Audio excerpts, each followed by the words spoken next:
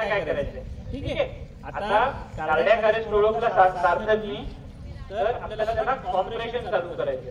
Compression कसे चालू करणार आपण, आपले दोन्ही हात इंटरलॉक करायचे. हे बघा सिस्टर कशा सांगतात आमच्या, इंटरलॉक करा सगळ्यांनी हात, फिंगर शुड बी इंटरलॉक, ठीक आहे. आता हा इंटरलॉक केल्यानंतर पेशंटच्या हा जो मधला बोन आहे याला आपण स्टर्नम म्हणतो, ठीक आहे. साधारणतः 2 निप्पलच्या मध्ये हात ठेवायचा आपला, ठीक आहे. आपले जे तुमचं जे शोल्डर आहे ते पेशंटच्या एका लाईन मध्ये आलं पाहिजे, ठीक आहे. या लाईन मध्ये शोल्डर आलं पाहिजे, ठीक आहे. केलं तरी चालेल.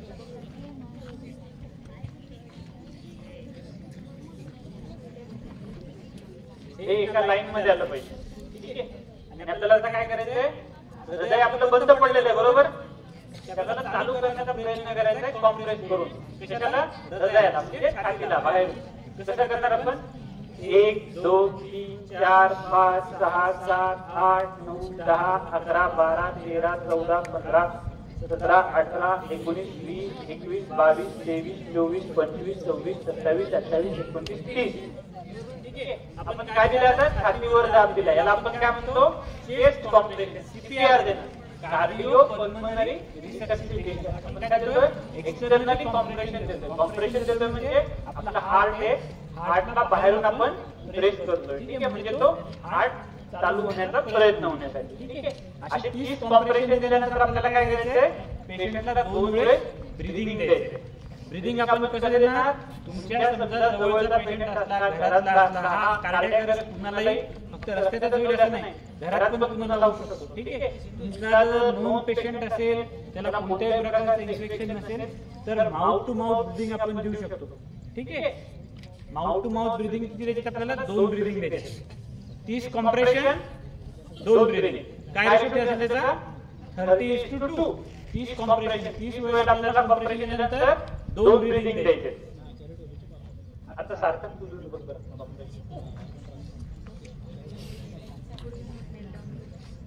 you should nail down, okay okay very good सार्थक, ठीक आहे. हां चालू कर. 2 3 4 5 6 7 8 11 12 13 14 15 16 17 18 19 20 कॉम्प्रेशन झाल्यानंतर काय करायचंय, कॉम्प्रेशन झाल्यानंतर काय करायचंय, 2 माउथ टू माउथ. जर तुमच्या जवळचा पेशंट असेल तर माउथ टू माउथ ब्रीदिंग द्या. जर तुम्हाला अनोळखी पेशंट असेल, ब्रीदिंग असेल त्याच्या तोंडातून, आणि तुमच्याकडे जर मास्क असेल असा,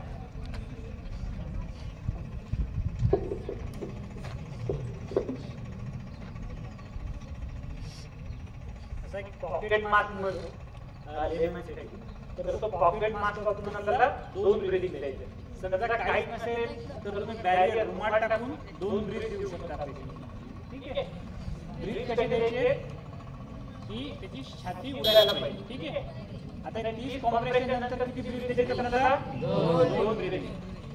परत 2 ब्रीदिंग केल्यानंतर 30 कॉम्प्रेशन 2 ब्रीदिंग, 30 कॉम्प्रेशन 2 ब्रीदिंग. अशा किती सायकल द्यायचे आपल्याला, 5 सायकल द्यायचे. म्हणजे टोटल किती मिळतात ते, 2 मिनिटात 5 सायकल होतात. 30 कॉम्प्रेशन 2 ब्रीदिंग, ठीक आहे. आणि हे 2 मिनिटं झाल्यानंतर आपल्याला परत पेशंटची पल्स चेक करायची.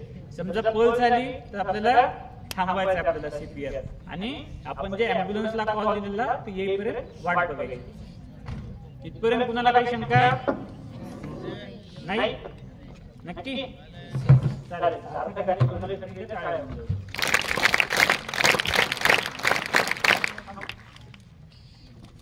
सरांपैकी कुणी येणार सर,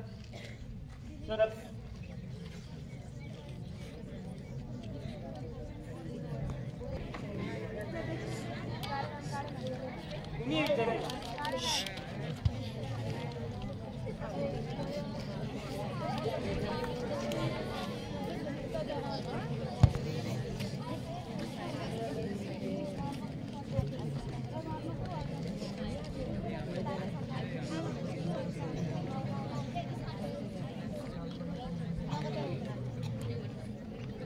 और मी काल बडगन तर एका लग्नाला गेले. आता आपण ट्रेनिंग घेतली. लक्षात आलं की बाबा बाथरूममध्ये पडले. आता तुम्ही काय करता? तुम्ही त्याचे ट्रेनिंग घेतली. आता तुम्ही काय करता? फर्स्ट ऑफ ऑल त्यांना बाथरूम मधून बाहेर घे. Very good. बाथरूम मधून बाहेर काढलं सरांनी. पहिली स्टेप झाली का आपली? सेफ्टी झाली की नाही? आता दुसरं काय करणार सर आपण? कॉन्शियस आहे का अनकॉन्शियस हे चेक करा. कसं चेक करणार सर? त्यानंतर आपलं कसं चेक करायचं होतं आपलं? काय करा? काका आजोबा कोणाला करते आवाज? काका काका बेहोश आहेत, बेशुद्ध आहेत. त्यांना काय जाग येत नाही. आता स्टेप काय सर? पहिली स्टेप बरोबर आहे. तिसरी स्टेप ची दुसरी चेक फॉर रिस्पॉन्स. तिसरी स्टेप कोणती सर? त्याच्या अगोदर काय आपण एक स्टेप स्पायडरमॅन आहे. आपल्याला काय मध्ये हात टाकायचा. 108 ला 108. आता मॅडम आले तर मॅडमला तुम्ही सांगा सर 108 ला कॉल करा मला. 108 ला कॉल. मॅडम इमॅजिन म्हणजे मदत घ्यावीच लागेल ना त्यावेळेस. एकाने हे केलं तर एकाने कॉल करायचा. हा मग मॅडम केला कॉल 108. आता तुम्ही काय करणार? कॉल फॉर तिसरी स्टेप झाली का आपली? आता चौथी स्टेप कोणती सर?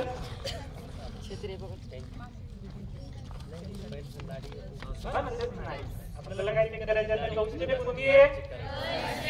पल्स आणि रेस्पिरेशन आपल्याला चेक करायचं.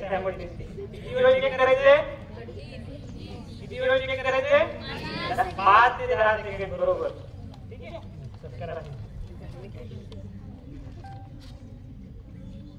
सरांचे असं लक्षात आलं की बाबा पेशंटची नाडी लागत नाही आणि ते ब्रीदिंग पण करत नाही, श्वास पण घेत नाही. आता काय करणार सर तुम्ही? आता कार्डियाक करायचं आहे का? का बरं कार्डियाक करायचे? पल्स पण नाही, अनकॉन्शियस पण आहे. पल्स नाही, अनकॉन्शियस पण आहे, अजून ब्रीदिंग पण नाही. या 3 क्रायटेरिया झाले की असं लक्षात घ्यायचं की आपला पेशंट कार्डियाक अरेस्ट मध्ये. आता काय करणार सर तुम्ही?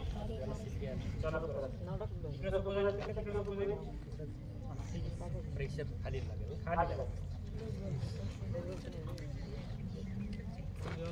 गुडघ्यावर मला गुडघ्याला रेस्ट करायला लागेल. Very good.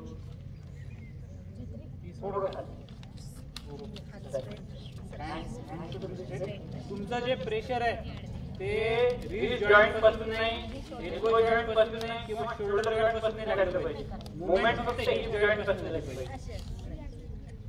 Sir interlock very good. Straight हात ठेवा, शोल्डरला पुढे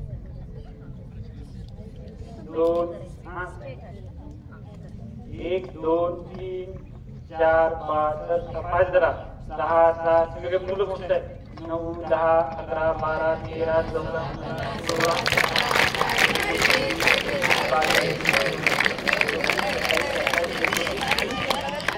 आता 30 कॉम्प्रेशन झाल्यानंतर तर काय तुमचं 2 ब्रीदिंग इमॅजिन करू आपण मग आता काय करणार?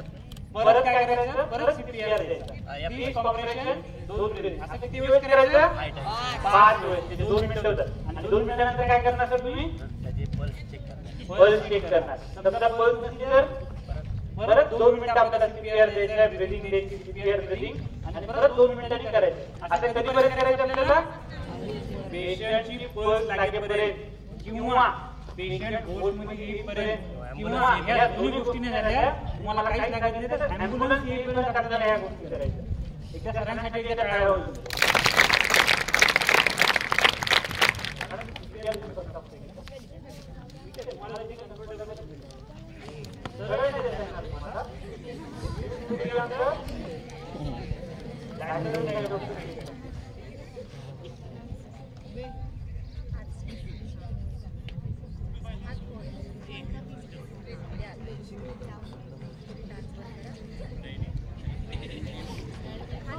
अरे तुम्ही मोजत नाहीये. मोजत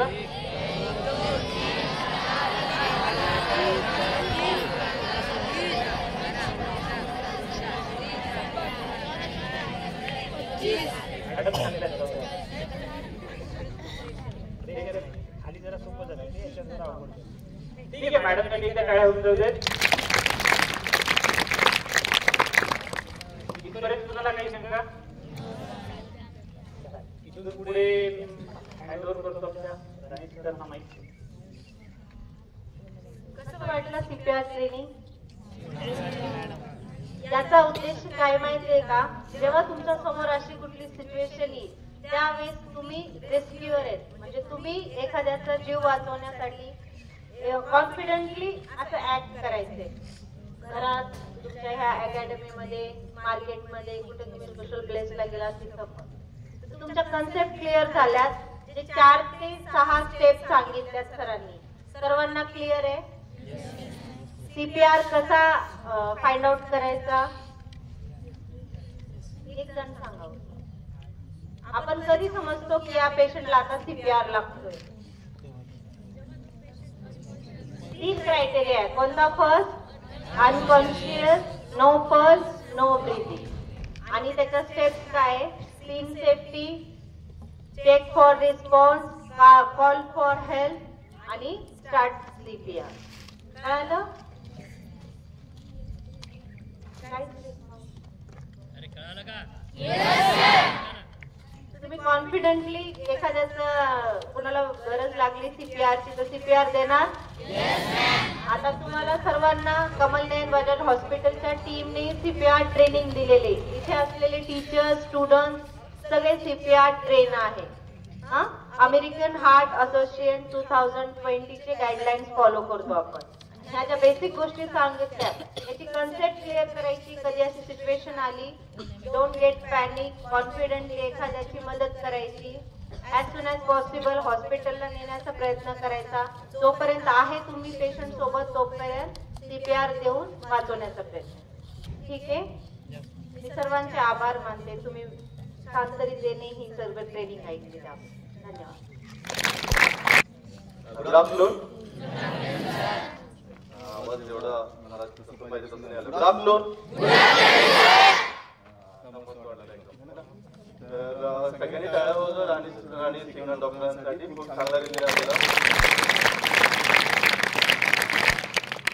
सगळ्यात इम्पॉर्टंट काय आहे की आपल्या समोर जर पेशंट पडला तर त्याला जाऊन रिस्पॉन्ड करणं गरजेचं आहे. की माहीत असून आपण इथं उभारणं उपयोगाचं आहे का? तुम्हाला सीपीआर देता येते आणि आपण इथंच उभारलो आणि पेशंट तिथं पडलं.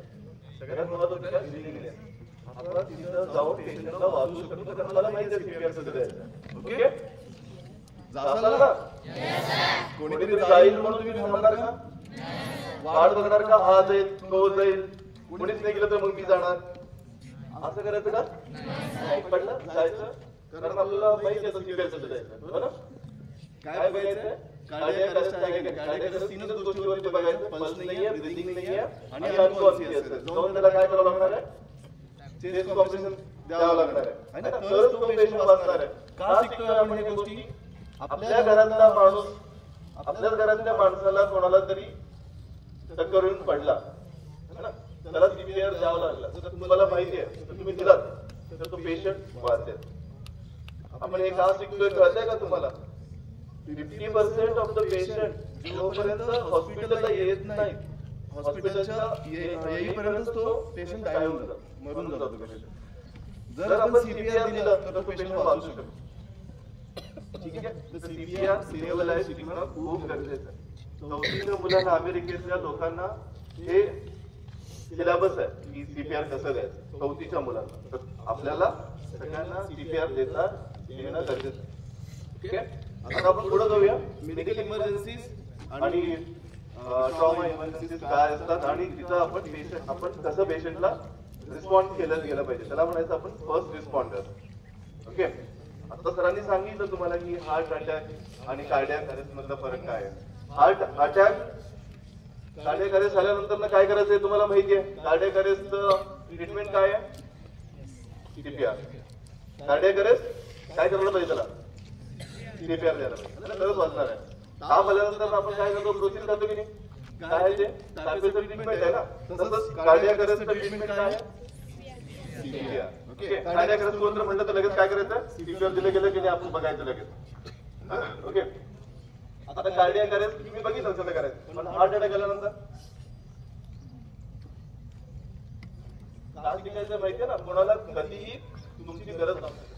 म्हणून जेवढे जास्तीत जास्त लोकांना ह्या गोष्टी माहिती आहेत तेवढ्या आपण लोकांना वाचवू शकतो. रिस्पॉन्डर्सची गोष्ट हीच आहे की सगळ्या गोष्टी सगळ्या इमर्जन्सीज आपल्याला हँडल करता येणं गरजेचं आहे. फास्ट हे तुम्हाला जास्त वेळ म्हणत बसणार नाही. ठीक आहे. ओके. तर हार्ट अटॅक म्हणजे काय असतं की हार्टला काही धमन्या असतात, त्या धमन्यामध्ये ब्लॉकेज झालं तर तो काय होतं, त्याला हार्ट अटॅक. हार्ट अटॅकचं सगळ्यात प्रमुख साईन काय आहे? छातीमध्ये दुखणं. छातीमध्ये दुखलं त्याचा अर्थ काय? पेशंटला हार्ट अटॅक. असं म्हणायचं नाही की त्याला ऍसिडिटी झाली आहे, काय नाही, ही गोळी घे मग आपण बघू कमी होत आहे का. सगळे चेस्ट पेन हे हार्ट अटॅकच समजायचे. काय समजायचं? जोपर्यंत आपण ईसीजी काढून ईसीजी वरती डॉक्टर सांगत नाही हार्ट अटॅक नाहीये, तोपर्यंत त्याला हार्ट अटॅकच समजायचं. कळतं? एखादी गोळी घेऊन बघूया असं अजिबात म्हणायचं नाही तेव्हा छातीमध्ये दुखतं तेव्हा.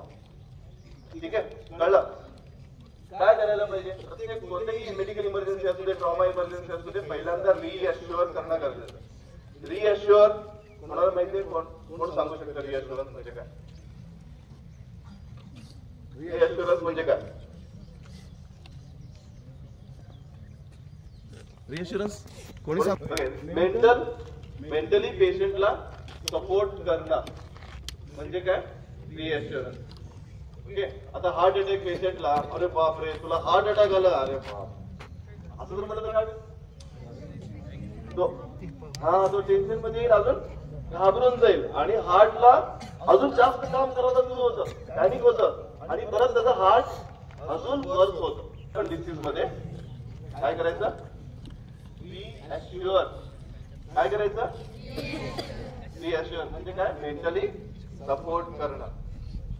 ठीक आहे. आता अजून काय करायचं? समजा हार्ट अटॅक आपल्या घरामध्ये पेशंटला सगळे कपडे सैल करायचे, जेवढा हवा आतमध्ये तेवढं घेऊन द्यायचं आणि पेशंटला ऍस्पिरिनची गोळी जर असेल तर देऊ शकतो. ठीक आहे. ऍस्पिरिन पण फक्त विचारायचं की त्याला ब्लिडिंगचं डिसऑर्डर नाहीये. ओके. कळतंय? हार्ट अटॅक आहे, घरामध्ये ऍस्पिरिन असेल तर ऍस्पिरिन देऊन पेशंटला काय करायचं? हॉस्पिटलला आणायचं. ओके. आणि काय करायचं सगळ्यात महत्वाचं? रिअश्युअर. ओके. जर समजा हार्ट अटॅक आला तर काय काय करणार? 2-3 स्टेप मध्ये सांगायचं. हार्ट अटॅक असेल तुमच्या घरातल्या कोणाला पण आलाय तर काय करायचं? First reassure. Very good. Second पेशंटचे कपडे चेंज करायचे. थर्ड काय करायचं? ऍस्पिरिन द्यायचं है ना. आणि फोर्थ काय करायचं? हॉस्पिटलला घेऊन यायचं लवकरात लवकर. ओके. कळतंय? हार्ट अटॅक आला तर काय करायचं? सीझर जर असेल, सीझर माहिती काय? फिट झाले. फिट झाल्यानंतर काय करायचं? फिट म्हणजे माहिती ना, दोन्ही हात पाय असं कापतो आणि पेन देतो. जर आपल्या स्कूलमध्ये कोणाला जर असेल तर त्याला येऊ द्यायचं पूर्ण आणि आजूबाजूचे जे डेस्क आहे, टेबल आहे, ते काय करायचं? बाजूला सारायचं आणि त्याच्या डोक्याखाली काय करायला पाहिजे? उशी किंवा सॉफ्ट काही पण तुम्ही देऊ शकता, चादर वगैरे. ओके का? फिट येऊन डोकं काय होतं? पूर्ण खाली आलो त्याला हेड इंजुरी होण्याची शक्यता असते. काय करायचं? चैन वगैरे द्यायचं का हातामध्ये? कील वगैरे द्यायचं, कांदा वगैरे टाकायचं. असं करतात का खूप वेळा? पायमोजा वाज देतात त्याने काही फरक पडत नाही. चावी देतात हातामध्ये, त्याने पण काही फरक पडत नाही. चावी दाबल्यानंतर रक्त येऊ शकते हातात. तर तसल्या गोष्टी करायच्या, त्याला येऊ द्यायचं, फक्त डोक्याखाली काय करायचं? उशी द्यायची सॉफ्ट. ओके. आणि पूर्ण सीझर येऊ द्यायचं. ओके. ज्या गोष्टी नाही करायच्या ते सगळ्यात महत्त्वाचं आहे पेशंटला. Do no harm. Do no harm. काय डू नो हार्म म्हणजे? पेशंटला आपल्याला सगळं माहिती आहे म्हणून आसपासमध्ये गेलो आणि पेशंटला वाचवायच्या ऐवजी त्याला अजून जास्त दुखापत बोलतो आपण. पहिली गोष्ट डोक्यात काय पाहिजे? आपण आपल्या गोष्टी करायलाच नाही पाहिजे, त्याला दुखापत व्हायला पाहिजे. समजा पेशंटला समजा तुमच्या समोर पेशंटला विजेचा धक्का लागला, तुम्ही गेला फास्ट म्हणजे आणि पेशंटला ओढायला गेला. वाचवायचं तुमचं काय आहे? पेशंटला वाचवायचं तुम्ही फास्ट रिस्पॉन्ड म्हणून गेला, पण त्याला पकडलं तर तुम्ही स्वतःला पण धोक्यात घालतात ना. म्हणून पहिले पहिला धोका काय आहे समजून घ्यायचं आणि मग पेशंटला वाचवायचं. सगळ्यात महत्वाचा माणूस कोण आहे जगामध्ये? जगामध्ये सगळ्यात महत्वाचा माणूस कोण आहे? आपण स्वतः आहे ना. आपण सुद्धा सगळ्या जगातला महत्वाचा माणूस आहे. तर आपली स्वतःची काळजी घेऊन मग दुसऱ्याची काळजी घेणं गरजेचं आहे. तसंच तुम्ही आता इथे पेशंटला माउथ टू माउथ ब्रीथिंग देऊ शकता, पण आपल्या घरातला माणूस असेल जो आपल्या जीवापेक्षा जास्त प्रेम आपण करतो, त्याला जर काय गरज झालं तर आपण काय करू शकतो? त्याला माउथ टू माउथ ब्रीथिंग देऊ शकतो. पण बाहेर असेल तर नाही देऊ शकत, कारण आपल्याला इन्फेक्शन होऊ शकतं. मग तुम्ही काय करू शकता त्यावेळेस? फक्त चेस्ट कॉम्प्रेशन देऊ शकता. ओके, जास्तीत जास्त काय करू शकता? तुमचं रुमाल तुम्ही टाकून पेशंटला तुम्ही माउथ टू माउथ ब्रीथिंग देऊ शकता. ओके, हार्ट अटॅक असताना काय करायचं कळालं तुम्हाला? सीझर असल्यानंतर काय करायचं? समजा स्नेक बाईट आहे, स्नेक आपल्या इंडियामध्ये भरपूर स्नेक बाईट होतात आपल्याला. काय करतो आपण स्नेक बाईटचं पहिल्यांदा काय करायला पाहिजे? आपण काय करतो सध्याला काय करतो? स्नेक बाईट असेल तर सापाला मारतो पहिल्यांदा, शोधून है ना. ते करणं गरजेचं आहे का? काय करायला पाहिजे? मग साप चावलं एकाला,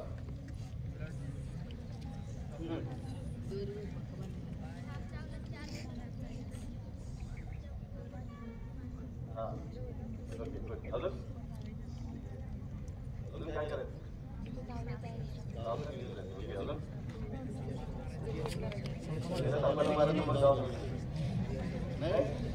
काय करायचं? आपलं सगळ्यात पहिल्यांदा काय करायचं? सगळ्यात पहिल्यांदा काय करायचं? रिअश्युरन्स. In case of snake bite, do it right. Do it right. RIGST. Okay, हे काय? R म्हणजे काय? रिअश्युर. रिअश्युर ना. सगळ्यात महत्त्वाचं आहे I काय आहे? इमोबिलायझेशन. समजा साप चावलाय माझ्या मित्राला, ओके, तर काय करणार मी? पूर्ण त्याचा पाय इमोबिलाइज करणार. इमोबिलाइज म्हणजे काय? त्याला पहिल्यांदा रिअश्युअर करायचं की काय होत नाही, काळजी करू नको. सगळे साप काही विषारी नसतात है ना. 100 मध्ये 80% हे बिनविषारी असतात, 20% साप हे विषारी असतात.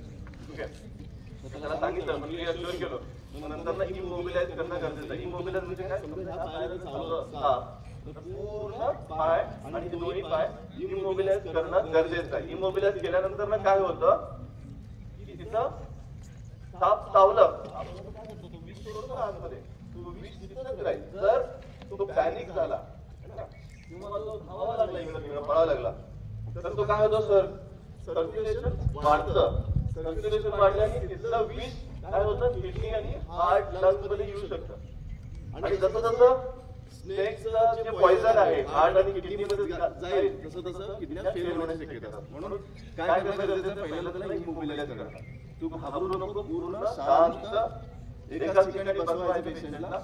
डू इट राईट म्हणजे अश्युरन्स आणि मग इमोबिलायझेशन आणि मग go to hospital within time. Okay, काय करायचं? रिअश्युर करायचंय आणि इमोबिलाइज करायचं. इमोबिलाइज करणं का गरजेचं आहे? कारण सर्क्युलेशन मध्ये ब्लड आला, ब्लड मध्ये पॉइझन घेऊन आहे. एकदा ते जर त्याच्यामध्ये आले, समजा इथं साप चावलाय, इथं जर आले तर काय होऊ शकतं? किडन्या बंद पडू शकतात, हार्ट बंद पडू शकतात आणि त्याने कार्डियाक अरेस्ट होऊ शकतात. म्हणून काय करायचं? राईट लक्षात ठेवायचं. RIGST, reassurance, immobilisation, go to hospital in time. ठीक आहे.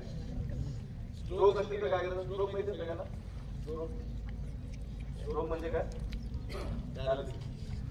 पॅरालिसिस झालं, एका साईडला एक राईट साईडला होतं किंवा लेफ्ट साईडला होतं. काय करतो आपण? कसं ओळखायचं? पहिल्यांदा स्ट्रोक ओळखणं गरजेचं आहे. बघा, फेशियल ग्रुप म्हणजे समजा हे दोन आपले हे आहेत ना, एक साईडला असं पडलं, फेशियल ग्रुप झालं तर त्या पेशंटला स्ट्रोक असण्याची शक्यता आहे. आणि काय करायचं? दोन्ही हात पेशंटला असं वरती सांगायचं करायला. पेशंटला दोन्ही हात असं वर करायला सांगायचं, डोळे झाकून, आणि एक हात फक्त वर जातं आणि दुसरा हात असं खालीच असतं. पण त्याला वाटतं की दोन्ही हात त्यांनी वरती केला म्हणजे त्याला पेशंटला काय आहे? Stroke. Okay, arm trip, facial evasion, arm trip आणि स्लर्ड स्पीच. फास्ट लक्षात ठेवतो ना, स्ट्रोक असेल तर काय लक्षात ठेवायचं? फास्ट, FAST, फेशियल ड्रूप, अजून आर्म ड्रिफ्ट आणि आर्म ड्रॉप आणि स्लर्ड स्पीच. म्हणजे त्याला बोलता येईल. म्हणजे काय समजायचं आपण, याला पेशंटला स्ट्रोक बसलाय, त्याला लगेचच्या लगेच पेशंटला हॉस्पिटलला घेऊन जाणं गरजेचं आहे. जर त्या पेशंटला 3 तासापेक्षा जास्त वेळ जर लावला तर कायमच त्याला आदू होऊ शकतो. बघा किती महत्वाचं आहे. पॅरालिसिस झालाय त्या पेशंटला तुम्ही 1 तासाच्या आत जर हॉस्पिटलला आणलं तर त्याला एकाच इंजेक्शनने त्याचं पॅरालिसिस बरं होऊ शकतं. 72 तासामध्ये त्याचे सगळे सिम्पटम कमी होऊ शकतात. पण कधी वेळेत पेशंटला हॉस्पिटलला आणलं, समजा पॅरालिसिस झालं 8 वाजता, त्याला 9 वाजता तुम्ही हॉस्पिटलमध्ये आणला, 9:30 वाजता त्याला इंजेक्शन दिलं, तर त्याचे 72 तासामध्ये त्याचे सगळे उजव्या अर्धांगवायू पूर्ण बरा होऊ शकतो. म्हणून हे शिकणं गरजेचं आहे की स्ट्रोक जर असेल तर आपल्याला काय करायला पाहिजे. जर 3 तासापेक्षा जास्त वेळ झाला तर नाही होऊ शकत. खूप महत्वाचं आहे. आता हे झालं मेडिकल इमर्जन्सी. ट्रॉमा इमर्जन्सी एक 2-3 बघूया आणि मग आपण स्टॉप करूया. ओके, जर समजा तुम्ही खेळत असताना तुमच्या हाताला इंजुरी झाली आणि ब्लिडिंग व्हायला, ओके, हाताला लागला आणि ब्लिडिंग म्हणजे रक्तस्राव व्हायला, तर फर्स्ट काय करणार? पहिल्यांदा काय करणार? दाबून घेणं गरजेचं आहे. दाबून 10 मिनिटं ऍक्टिव्हिटी द्यायला पाहिजे. प्रेशर पॉईंट, प्रेशर देणं गरजेचं आहे. 10 मिनिटं. तुम्ही 1 मिनिट दिलात आणि बघितलं अरे थांबलं का, अरे नाही थांबलं, परत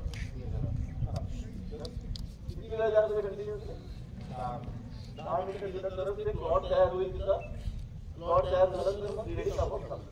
जर तुम्ही 10 मिनिटात 2 मिनिटात सोडलात तर तो क्लॉट तयार झाल्याच्या ब्लिडिंग सुरू होतो.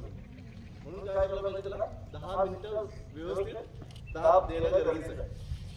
ओके, आणि ठीक आहे, ब्लिडिंग जर असेल, अजून ब्लिडिंग थांबत नाहीये, खूप वेळ झाला, आपण दाब घेऊन बघितलं 10 मिनिटं, तर त्याला काय सांगायचं, हात वरती ठेव आणि मग दाब द्यायचं. ओके, समजा मी तो दाब द्यायला लागलो पण ब्लिडिंग नाही थांबेना, मग काय करायचं नाही, हँड वरती हृदयाच्या वर आपले हात घेऊन जायचं आणि मग प्रेशराईज करायचं. प्रेशर पॉईंटनी प्रेशर द्यायचं 10 मिनिटं आणि मग तेव्हा थांबेल. ओके, तरी पण थांबत नसेल तर काय करायला लागेल, मला ब्लिडिंग असेल तर मी याच्या वरती पल्स लागते, वरती त्या पल्सला पण ऑब्झर्व करणार आणि मग मी काय करणार खालच्या, कारण ब्लिडिंग जर अनकंट्रोल असेल तर पेशंटला एवढं ब्लीड होऊन जाईल आणि पेशंट काय होऊ शकतो, परत कार्डियक अरेस्टमध्ये जोर होतो. म्हणून ब्लिडिंग थांबवणं पहिल्यांदा पेशंटला जर ब्लिडिंग असेल तर पहिलं काम काय करायला गरजेचं, ब्लिडिंग थांबवणं गरजेचं आहे. ब्लिडिंग थांबवतो आपण ब्लिडिंग वरती पॉईंट वरती त्या प्रेशर देणं 10 मिनिटासाठी. जर होत नसेल तर काय करायला पाहिजे, हँड वरती करायला लावायचं. ओके, अजून काय काय करू शकतो, कोल्ड फोमेंटेशन पण देऊ शकतो. कोल्ड फोमेंटेशन म्हणजे थंड पदार्थ आपण लावू शकतो आणि त्याच्याने आपण ब्लिडिंग कंट्रोल करू शकतो. थंड पदार्थाने आपण ब्लिडिंग कंट्रोल करू शकतो. ओके, हे झालं ब्लिडिंग. समजा एखादा ऑब्जेक्ट घुसलाय पोटामध्ये, है ना, तुम्ही बघितलं कोणाच्या पोटामध्ये किंवा हातामध्ये जास्त घुसलाय, मोठासा केळा समजा घुसलाय, काय करतो आपण, काढायचं नाही. पहिली गोष्ट काढायचं नाही. काढल्यानंतर जास्त दर्द होतो, लागलं पण तेवढं दर्द नाही होणार, जर काढलं तर ब्लिडिंग परत दर्द पण जास्त होणार. काढायचं नाही. करेक्ट.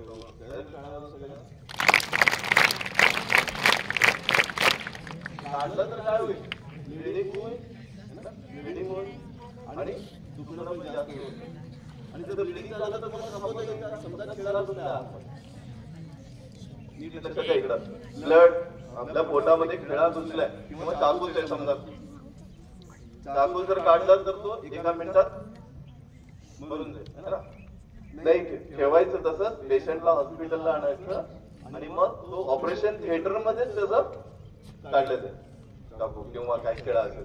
ओके, काढायचं नाही. काढलं तर तुम्हाला ब्लिडिंग थांबवता नाही येणार.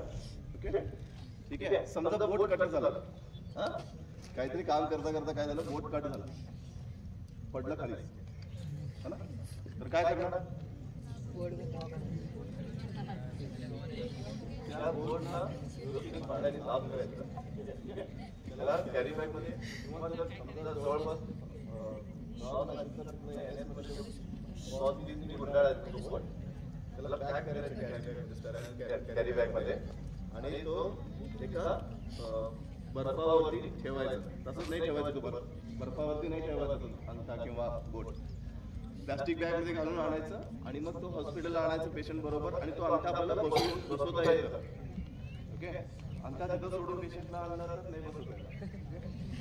तर अंगठा आपल्याला हात पण आपण बसवलेले पण व्यवस्थित त्याला व्यवस्थित विचार करून आणलं. आणि मग त्याला काय करायचं? कॅरी बॅग मध्ये टाकायचं. कॅरी बॅग मध्ये टाकायचं बॉक्स पीस असेल आणि सलाईन असेल. सलाईनची बॉक्स पीस घेऊन त्या बोटावरती घेऊन बसवता येतं. ठीक आहे, कळलं सगळ्या गोष्टी तुम्हाला? सगळे तरी इथं जाल माझ्या बरोबर. त्यांनी जरी माझ्या बरोबर आहे त्यांनी हात वर करा. Very good. ठीक आहे, तर आम्ही अजून समजा फ्रॅक्चर झाला पडलो आम्ही किंवा वरून पडलो खडावर हात फ्रॅक्चर झाला किंवा अन्ना फ्रॅक्चर झाला तर आपण काय करणार? कोणाला माहिती आहे काय करायला पाहिजे?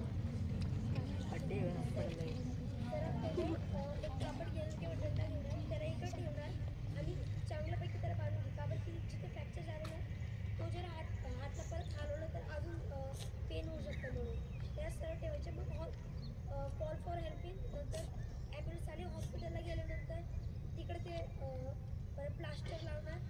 नंतर ते 1-2 महिन्यानंतर सुरू होणार. ओके, ठीक आहे. थोडंसं आता बरोबर आहे. अजून काय करायला पाहिजे? समजा तुमच्याकडे फूटपट्ट्या आहे ना, फूटपट्ट्या कसं करायला पाहिजे? फ्रॅक्चर आहे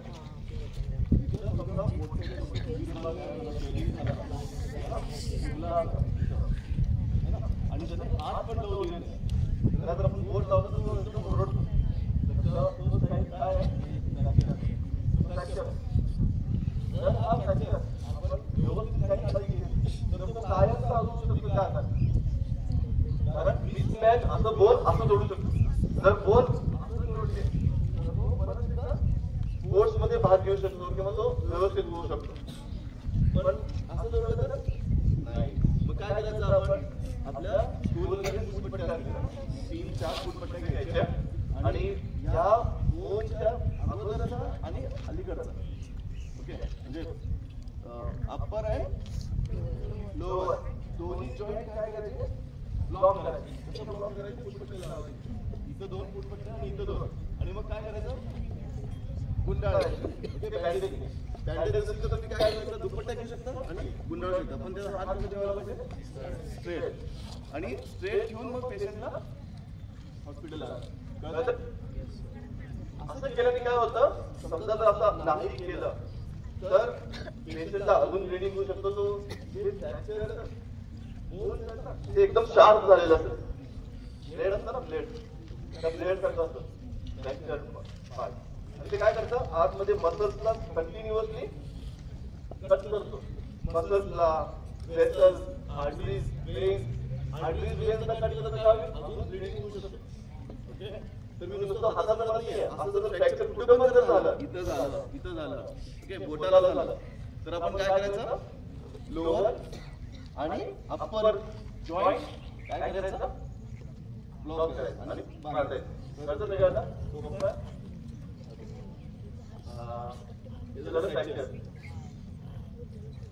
हेड इंजुरी जर असेल, डोक्याला मार लागली, खूप महत्त्वाचं. जेव्हा हेड इंजुरी तुमच्या पेशंट असेल, ऍक्सिडेंट झाला जोरात, तर त्याला जर डोक्याला मार लागला तर तो पेशंट जास्त जागी जाऊ शकतो. जर आपण काळजी नाही केली.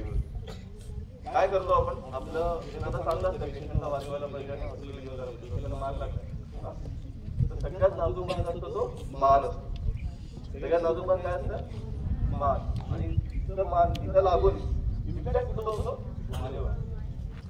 ओके, जर त्याला जर 4 माणसांनी वेगवेगळ्या पद्धतीने त्याला उचलले, एक जण एक हात, एक जण पाय पकडले आणि त्याला उचलले, मान सोडले तर तो जागी पेशंट जवळ. ओके, तर पहिल्यांदा काय करणं गरजेचं आहे, या डोक्याला आणि मानेला व्यवस्थित एका स्ट्रेट लाईन मध्ये पकडणं गरजेचं आहे. पकडून आणि पकडून तसंच पेशंटला हॉस्पिटलला आणणं गरजेचं आहे. थोडंसं हायर जाते पण तसंच आणणं गरजेचं आहे पेशंटला, तर तो पेशंट वाचू शकतो. ठीक आहे, ठीक आहे. काही क्वेश्चन्स असतील तर तुम्ही विचारू शकता. काही मेडिकल इमर्जन्सी बघितलं आपण, काही ट्रॉमा इमर्जन्सी बघितलं. ओके, काही क्वेश्चन्स असतील तर विचारू शकता. आपण बघा इथं फर्स्ट रिस्पॉन्डर किंवा फर्स्ट एड शिकायला आपण पूर्ण ट्रीटमेंट आपण तुम्हाला सांगितलं, पूर्ण ट्रीटमेंट शिकायची पण नाही आपल्याला. काय करणं गरजेचं आहे, दोनच गोष्टी महत्वाच्या आहेत, ओळखणं आणि रिस्पॉन्ड करणं. ओळखणं आणि रिस्पॉन्ड करणं. काही क्वेश्चन्स नाही, काही क्वेश्चन्स नाही. याचा अर्थ काय, एक तर सगळं समजलंय, नाही तर सगळे बाउन्सर गेले. समजलं सगळ्यांना? Thank you. डॉक्टर्स ने दी, बहुत अच्छी जानकारी दी. हमारे यहाँ बहुत सारी चीजें लागू है. जैसे स्पोर्ट्स में इंजरी होती है, फिट्स आते हैं, हम लोग हर महीने में ऐसे कुछ केसेस देखते हैं जहाँ अचानक किसी को चक्कर आती है, फिट्स आते हैं. ये सब वहाँ लागू है. स्नेक बाइट हो सकता है हमारे यहाँ, स्नेक, बिच्छू, ये सब चीजें है. इसलिए ये जानकारी बहुत इंपॉर्टेंट है. लेकिन क्या है, ये सिर्फ स्कूल लाइफ में सीमित है? नहीं, ये जिंदगी भर पता होना चाहिए. क्योंकि हमारे घर में, आस पड़ोस में जर्नी करते हैं तब, ऑफिस में काम करते हैं तब, कभी भी ये चीजें हो सकती है. तो बहुत बेसिक लेवल पे ये जानकारी आज मिली है कि पहचानना हुआ क्या है और दूसरा रिस्पॉन्स कैसे करना है, ताकि हॉस्पिटल तक जितना जल्दी हम पहुंचे और बेसिक कुछ हिदायतें लेते हुए जगह पे, उसको फर्स्ट एड जो बोलते हैं, वो आज हमने बेहतर सुना है. और ये वीडियो भी है. हम चाहेंगे कि जिन्होंने यहाँ अटेंड नहीं किया है, खास करके बच्ची हो गई, वार्डन यहाँ होने चाहिए. वार्डन क्योंकि 24 घंटे यहाँ रहते हैं, वो भी होने चाहिए, लेकिन उनको हम वीडियो देखने के लिए बोले.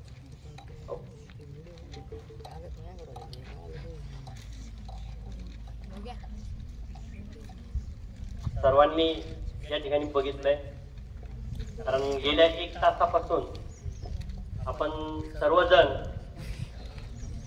हे जो ट्रेनिंग प्रोग्राम या ठिकाणी ऑर्गनाइज केलेला होता, त्यामध्ये खास आपल्या विनंतीला मान देऊन या ठिकाणी उपस्थित असलेले कमलनयन बजाजची टीम, यामध्ये डॉक्टर श्रीकांत देशपांडे सर, की ज्यांनी अतिशय उत्तम प्रकारे, मग ते अगदी प्रत्येकाला समजेल तोपर्यंत हे ट्रेनिंग प्रशिक्षण त्यांनी CPRचं आपल्याला या ठिकाणी दिलं. कारण अगदी कार्डियाक अरेस्ट कसा ओळखायचा हे तुमच्याकडून त्यांनी अगदी 2-4 ने तर 8-10 वेळेस वधून घेतलेलं आहे. म्हणजे आपल्या सर्वांमध्ये ते रुजेपर्यंत त्यांनी समजवलं. खरंच सरांचं म्हणजे ते टीचर सारखं स्किल पण आहे आणि एक उत्तम प्रकारचं प्रशिक्षण डेमोद्वारे आणि माहितीद्वारे त्यांनी या ठिकाणी दिलं. त्यासाठी श्रीकांत सरांचं मी या ठिकाणी खूप खूप सरांना धन्यवाद देईल. तद्वतच सोबत असलेले अभिजित सरांनी विविध, बघा आपण वावरत असताना, आता ही स्कूल लाईफ मध्येच नव्हे, कारण हा तुम्हाला आता तुमच्या आयुष्याचा ठेवा मिळालेला आहे. याला व्यवस्थित तुम्ही समजावून घेतलेलं आहे आणि आयुष्यभर, कारण येणारी परिस्थिती कुठं, एखाद्या वेळेस आपण प्रवासात असो, घरी असो, शाळेत असो किंवा इतरत्र कुठेही असो, हे ज्ञान आपल्याला उपयोगी पडणार आहे. अनेक इमर्जन्सीच्या वेळेस, मग ते ऍक्सिडेंट असेल, कुठं तुमचं हेड इंजुरी असेल, स्टमक इंजुरी असेल, ब्लिडिंग असेल, तुमचं ऑर्थो रिलेटेड काही गोष्टी असतील, हिट असेल, अटॅक, हार्ट अटॅकचं सुद्धा सरांनी सांगितलं. खूप चांगली माहिती आणि एक प्रशिक्षण त्यांच्या माध्यमातून आपल्याला फर्स्ट एडचं देण्यात आलं. त्यासाठी सरांचंही खूप खूप धन्यवाद. त्यांच्यासोबतच राणी मॅम यांनी सुद्धा अगदी डेमॉन्स्ट्रेशन मध्ये आपल्याला खूप चांगल्या पद्धतीनं, आता मला तर एक जिवंत अनुभव घेतल्यासारखं त्या ठिकाणी फील झालं की अगदी म्हणजे आपल्या हाताच्या मुवमेंट कशा असल्या पाहिजे, स्ट्रक्चर कशी आपली ठेवली पाहिजे, कसं आपण प्रेशर त्या ठिकाणी अप्लाय केलं पाहिजे, खूप चांगल्या पद्धतीनं त्यांनी सांगितलेलं आहे. या ठिकाणी त्यांची शाळेच्या वतीनं खूप खूप धन्यवाद.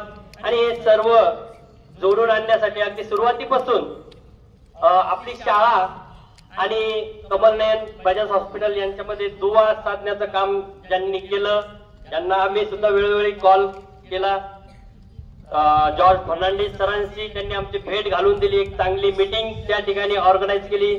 असे या प्रशिक्षणाचे सर्व डॉक्टर कृष्ण जाधव सर यांचेही खूप खूप धन्यवाद देतो. आपल्या शाळेचे कमांडंट सर, प्राचार्य सर यांनी या ठिकाणी हा कार्यक्रम ऑर्गनाईज करण्यासाठी खूप मोठं सहकार्य, परमिशन त्यांनी दिली, सहकार्य केलं.